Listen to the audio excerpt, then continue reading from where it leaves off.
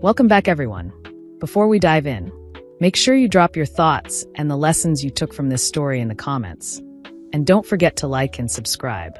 Let's get into it. Apparently, finding your husband's soulmate on his face after a Las Vegas trip is not what anyone means by expanding a social network. Langston, my husband of 10 years, waltzed back into our perfectly manicured Westfield home on a Sunday night, looking like he had won the lottery and discovered penicillin simultaneously. He had a glow, a smug little smirk that usually meant he had found the last artisanal kombucha at Whole Foods. But this time it was worse. Much, much worse. He dropped his carry-on, the same one I had bought him for his birthday, mind you, took a deep breath of the air I had meticulously purified with essential oils, and declared, "Raina, I found someone better than you." Oh, honey. He had no idea who had really found someone better, or more accurately, who had found a better life. Because while Langston was busy finding his true love in a city known for making bad decisions permanent, I was busy changing the locks, transferring our joint account, and yes, dating our very attractive divorce lawyer neighbor, Quentin, the one who lives 2 houses down and actually knows how to use a dishwasher. We are Black Americans, all of us, and I say that not as an introduction to stereotypes, but as context for a life I built carefully and am now reclaiming with precision. Let us rewind. It was Thursday, October 10th, when Langston, my dear sales director husband, announced he was off to Las Vegas for a critical medical device conference. Critical indeed. Critical for his ego, perhaps, and critically bad for his bank account, as it turned out. He kissed me goodbye, a perfunctory peck on the cheek, the kind you give a distant aunt at Thanksgiving, and off he went, suitcase in hand, a spring in his step, and a whole lot of marital obliviousness trailing behind him like a cheap cologne. I stood there in our pristine foyer, watching him go, and for the first time in a long time, I did not feel a pang of sadness. I felt liberation, like a federal holiday had just been declared in my soul. Our 10 years together had slowly morphed into a master class in passive-aggressive cohabitation. Langston was the king of leaving his dirty socks next to the hamper, not in it. He believed loading the dishwasher meant stacking plates precariously on top of each other, creating a Jenga tower of grime. His idea of a romantic evening was me watching him play a first-person shooter video game while he occasionally grunted in my general direction. We lived in a beautiful, sprawling house in a gated community in Westfield, New Jersey, the kind of place where the Homeowners Association has opinions on the exact shade of beige your mailbox should be, and where everyone pretends their lives are perfect while secretly judging your lawn. Our life was a carefully curated set of photographs, devoid of any real connection. I was Raina Carter, 34, a marketing manager who could launch a viral campaign in my sleep, but could not get her husband to notice she had cut her hair. So, when Langston announced his Las Vegas pilgrimage, a little light bulb flickered above my head. Not a sad, dim bulb, but a neon sign flashing, "Opportunity knocks." I had felt a slow burn of discontent for months, a quiet hum of there has to be more to life than this that had grown into a full-blown symphony. I saw the subtle shifts in his behavior, the late-night texts he tried to hide, the sudden interest in his phone's privacy settings. I was not naive. I was simply biding my time, waiting for him to make the first undeniable move. And Las Vegas, in all its incandescent audacity, was practically a neon-lit invitation for him to fail spectacularly. That Friday, October 11th, while Langston was probably sipping overpriced cocktails and making questionable life choices, I was having coffee with Quentin, our neighbor from 2 houses down. Quentin, a sharp, impeccably dressed man in his early 40s, was a divorce attorney. And yes, the irony never left my mind. We had always been friendly, exchanging pleasantries over mailboxes and at the occasional neighborhood block party. He had a kind smile and eyes that actually listened when you spoke, unlike Langston, whose eyes usually scanned the room for the nearest television. "So, Raina," Quentin said, stirring his latte, "you seem unusually calm for someone whose husband is on a work trip to Las Vegas." He had a way of cutting through the suburban veneer with a gentle, knowing smirk. I laughed, a genuine, unforced sound that surprised even me. "Let us just say I am embracing the quiet," I replied, then leaned in conspiratorially. "Or maybe I am embracing the chance to sleep without someone snoring through 3 walls." He chuckled, and I knew in that moment he understood. Later that afternoon, I sat in Quentin's home office, a room lined with law books and an even more impressive view of his perfectly manicured backyard. "Raina, are you sure about this?" he asked, his brow furrowed with professional concern, though his eyes held a flicker of admiration. "Langston has been less than subtle," I said, my resolve steady. "I have been doing my homework. I had been gathering evidence for weeks. Small breadcrumbs of digital infidelity he carelessly left behind.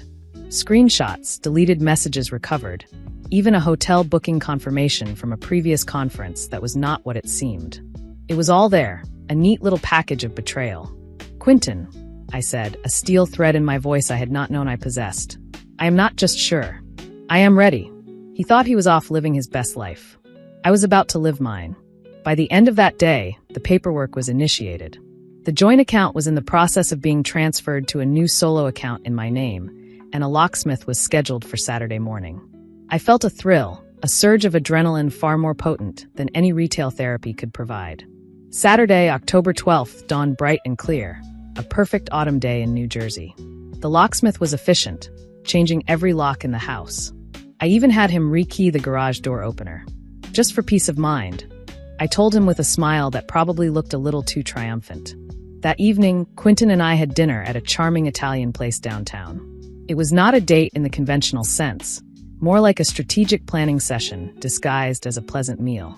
We discussed legal strategies, asset division, and the best way to handle a man who thought he was untouchable. We also talked about books, travel, and the absurdities of homeowners association meetings. It was refreshingly normal.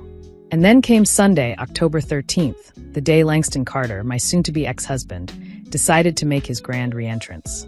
He pulled his shiny black sport utility vehicle into the driveway, the sound of the engine once a signal of home, now an alarm of impending mess. He walked to the front door, fumbling for his key. He tried it. It did not work. He tried again, confusion crossing his features.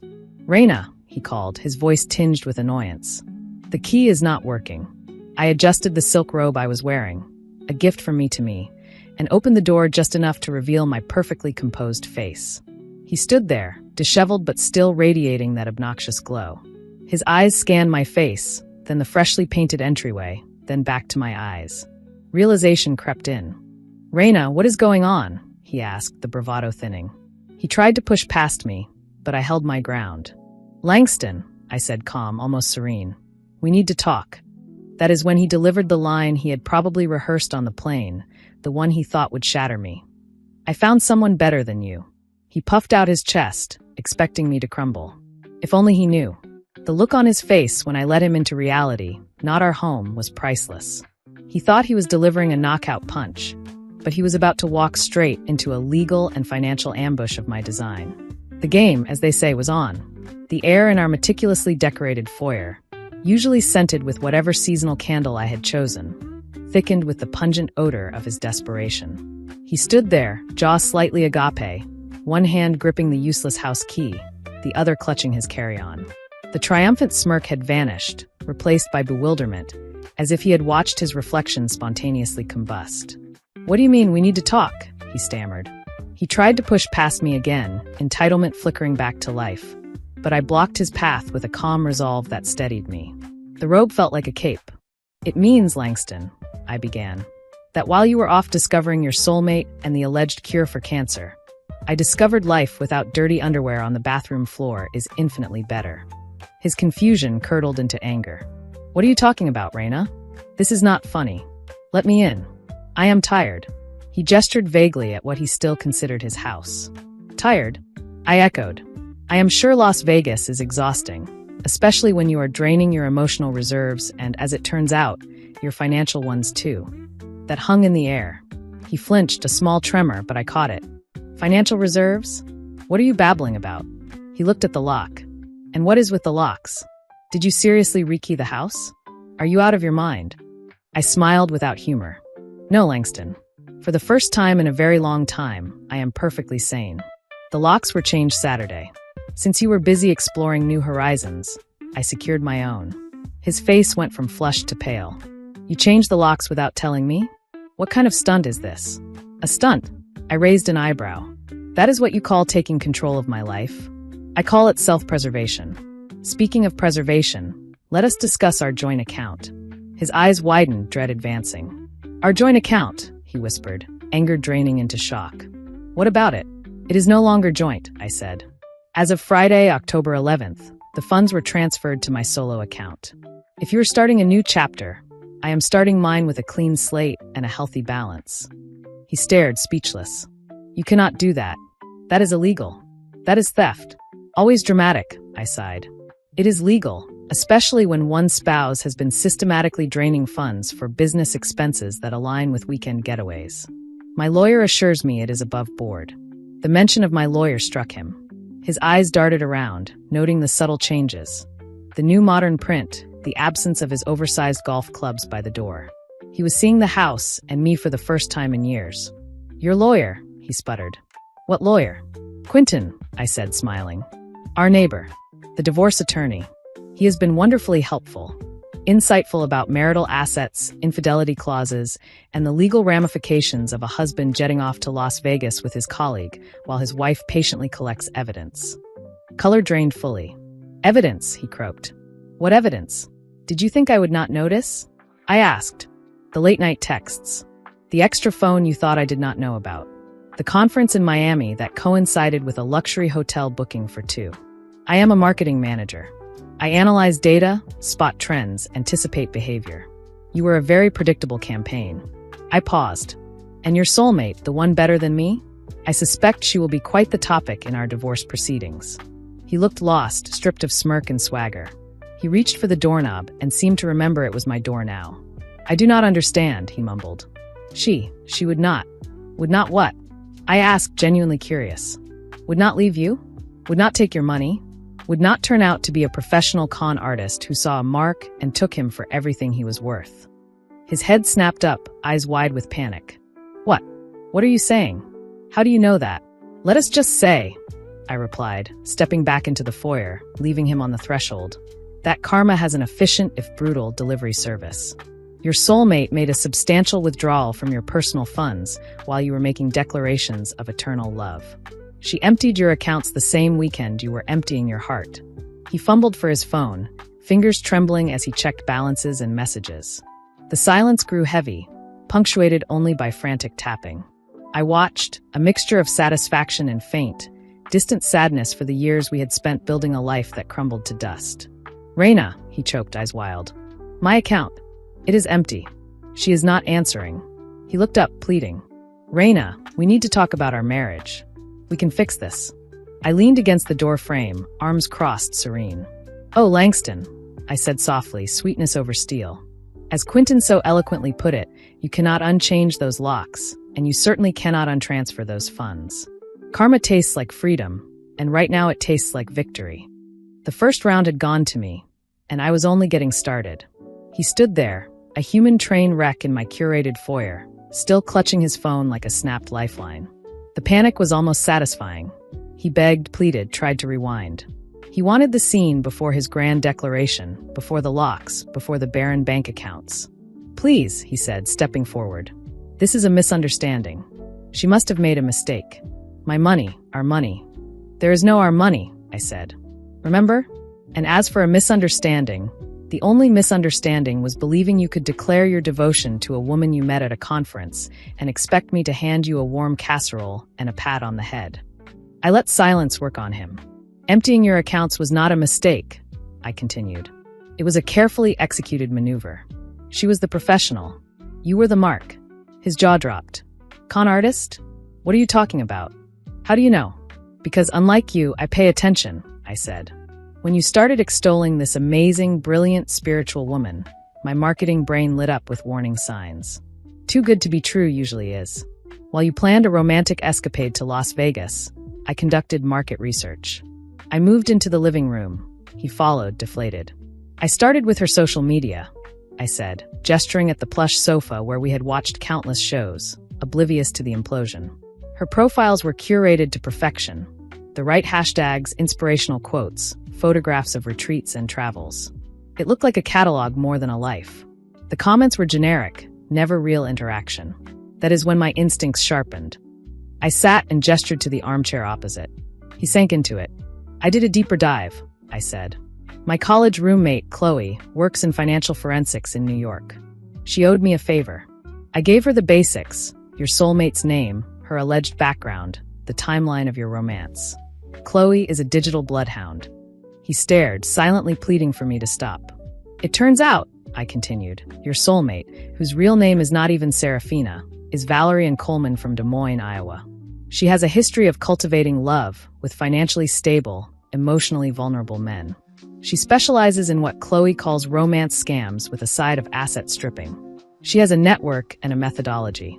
Las Vegas is her favorite hunting ground. He put his head in his hands and groaned. Valerie and Des Moines. Yes, I said. And the cure for cancer pitch? Classic. She targets men with savior complexes, men who want to feel singular, essential. She told you that you were the only one who truly understood her vision, that you were her rock, her inspiration, did she not?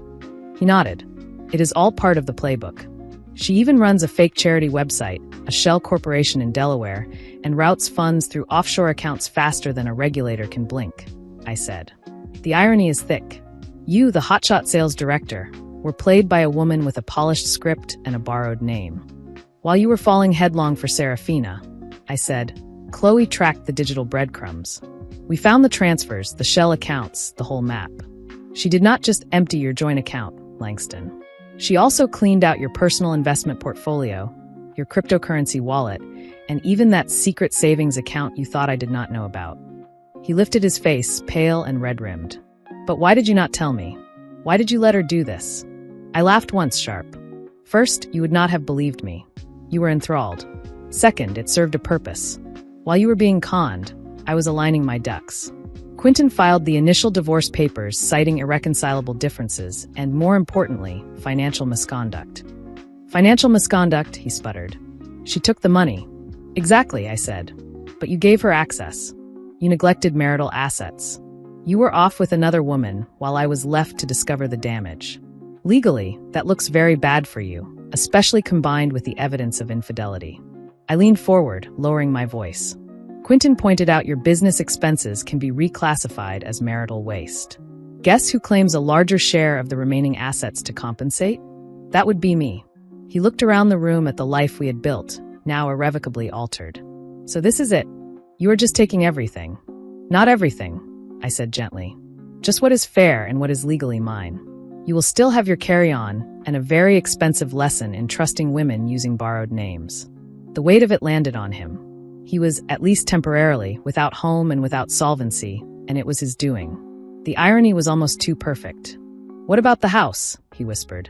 The house is mine, I said. It was purchased before we married. While you contributed to the mortgage, Quentin assures me that, between your financial misconduct and the evidence of your infidelity, it is a clear win for me. I have already started the refinancing process. It is a fresh start. I walked to the bay window overlooking our polished street. The sun was setting, shadows stretching long across the lawn. It was a beautiful evening. The end of one chapter, the start of another. You wanted a new life, I said, turning back with a glint in my eye. Congratulations. You are getting one. Just not the one you envisioned. A trace of fear, or perhaps grudging respect, flickered in his eyes. He understood I was prepared. For the first time in years, I felt truly, completely in control. The stage was set, and the curtain was rising on the most spectacular show of my life. The main event began with all the subtlety of a storm front. The divorce was not a negotiation so much as a strategic dismantling. Quentin, my legal pit bull, presented the evidence of Langston's infidelity. Those Las Vegas photographs, those messages, with the precision of a surgeon and the restrained relish of a master of ceremonies. Then came Chloe's financial forensics report, a meticulous work of digital detective craft laying bare Valerie's operation, with Langston's emptied accounts as Exhibit A. Your Honor, Quentin said, voice steady. Mr. Carter's reckless and negligent actions, fueled by an extramarital affair, constitute marital waste and demonstrate a disregard for his spouse's financial well-being. While he funded a known romance scammer, Mrs. Carter was left to discover the extent of the damage. I sat composed in a tailored navy suit, the wronged but resilient wife. Langston looked like he had been left in the rain. His expensive suit hung on him. His eyes were bloodshot, his hair a map of stress. He tried to plead ignorance, to cast himself as Valerie's victim. The judge was not persuaded. Mr. Carter, the judge said, voice dry, while the court sympathizes with victims of fraud, your diversion of marital funds and admitted infidelity present a pattern detrimental to your marriage and your wife's financial security.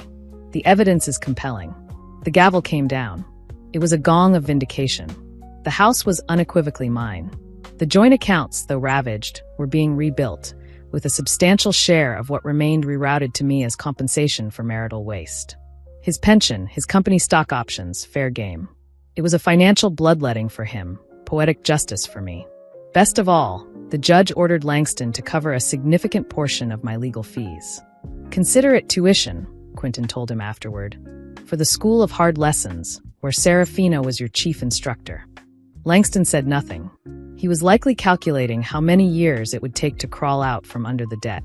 The consequences were not only financial. The suburban grapevine, the most efficient network in the county, went into overdrive. My carefully composed social posts, dignified yet unmistakably hinting at betrayal, did their quiet work. Soccer moms and country club committee chairs buzzed.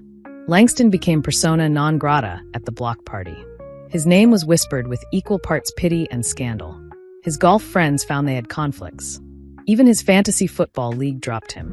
Apparently, people can forgive a lot, but not that. Professionally, he took a hit.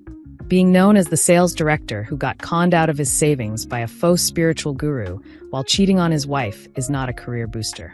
The whispers reached his company. They could not fire him for personal matters, but performance suddenly mattered more than charm.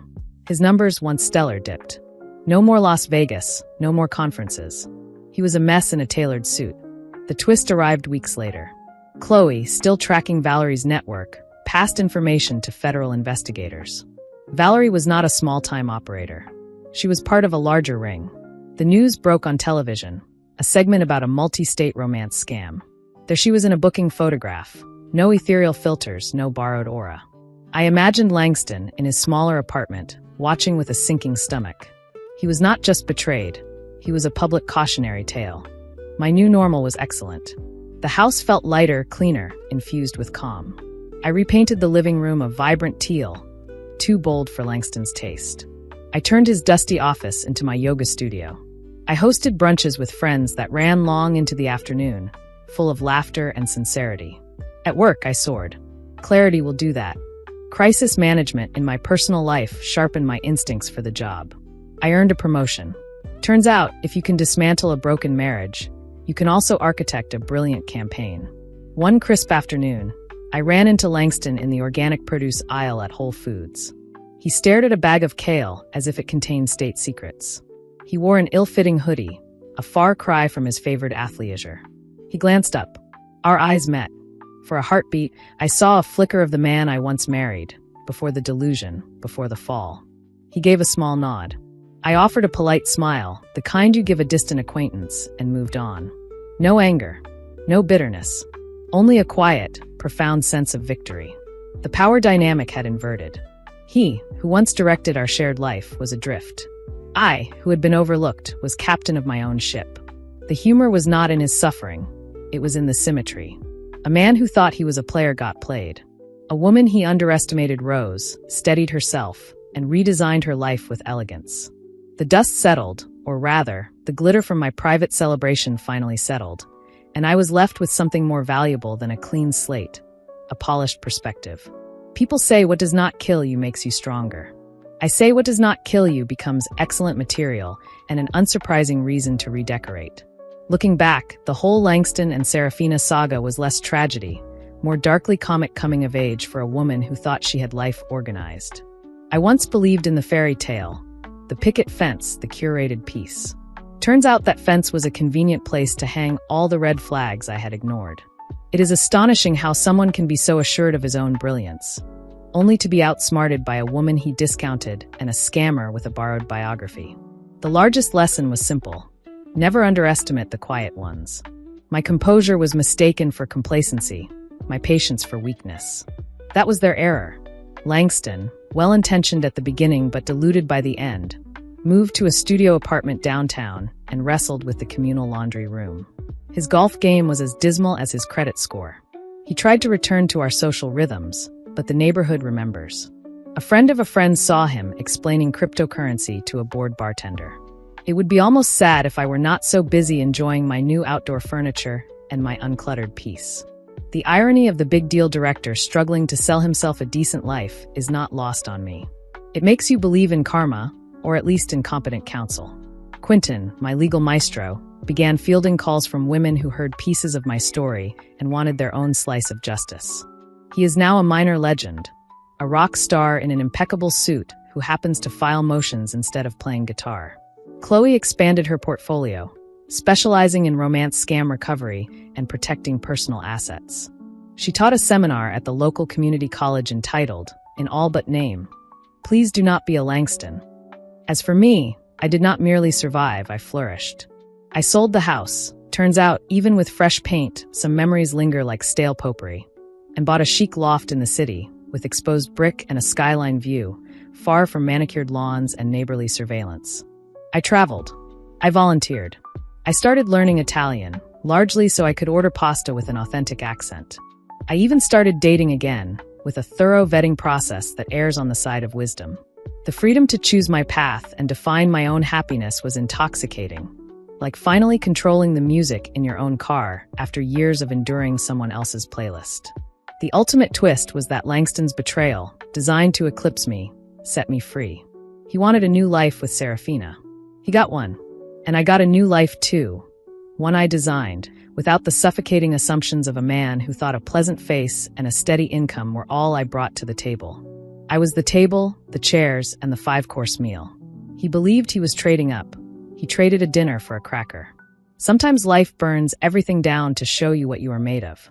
I discovered I am made of steel, strategy, and the unshakable belief that a well-chosen glass of wine smooths sharp edges. My story is not about victimhood. It is about authorship. It is about the precise architecture of a comeback, guided by wit. It is about remembering that even when you are standing in the middle of a mess, you can step out of it without tracking the grime into your future. It is about stepping into the light without asking permission. If you find yourself staring down a Serafina or a Langston, remember this. They may try to dim your light, but you are the whole constellation. And when they least expect it, you do not just shine, you rise, bright, undeniable, and on your own terms. If you enjoyed this story, please like, comment, and share this video with your friends. Subscribe and turn on the notification bell so you never miss a powerful story drop.